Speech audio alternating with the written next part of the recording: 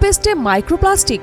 খবরটি ছড়িয়ে পড়তেই অনেকের মনে প্রশ্ন, প্রতিদিন দাঁত পরিষ্কার করতে যে টুথপেস্ট ব্যবহার করছি সেটাই কি শরীরের জন্য ক্ষতিকর? আতঙ্কে কেউ কেউ টুথপেস্ট ব্যবহার কমিয়ে দিচ্ছেন, আবার কেউ পুরোপুরি বন্ধ করার কথাও ভাবছেন।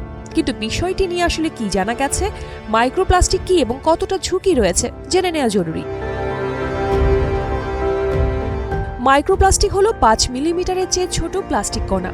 অতীতে কিছু টুথপেস্টে দাঁত পরিষ্কার ও ঘষে ময়লা দূর করার উপাদান হিসেবে এ ধরনের কণা ব্যবহার করা হতো। পরিবেশের ওপর ক্ষতিকর প্রভাবের কারণে অনেক দেশই এখন এসব উপাদানের ব্যবহার নিষিদ্ধ বা সীমিত করা হয়েছে। তবে প্রশ্ন হলো, শরীরে ঢুকলে এর ক্ষতি কতটা? খাবার, পানি ও বাতাসের মাধ্যমে মাইক্রোপ্লাস্টিক শরীরে প্রবেশ করতে পারে বলে বিশ্ব স্বাস্থ্য সংস্থা জানিয়েছে। তবে টুথপেস্টের মাইক্রোপ্লাস্টিক মানুষের স্বাস্থ্যে ঠিক কী ধরনের ক্ষতি করে তা এখনো নিশ্চিতভাবে প্রমাণিত নয়। কাঁচামাল বা প্যাকেজিং থেকে অনিচ্ছাকৃত দূষণের আশঙ্কা থাকতে পারে। সুস্থ জীবন, সুন্দর পৃথিবী। তাই আতঙ্কে টুথপেস্ট ব্যবহার বন্ধ না করে বিএসটিআই অনুমোদিত পণ্য ব্যবহার করুন এবং উপাদানের তালিকা দেখে নিন।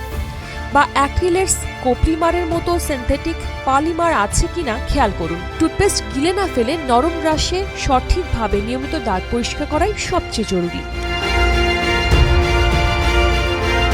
শালিনী সুমি, কালের কণ্ঠ।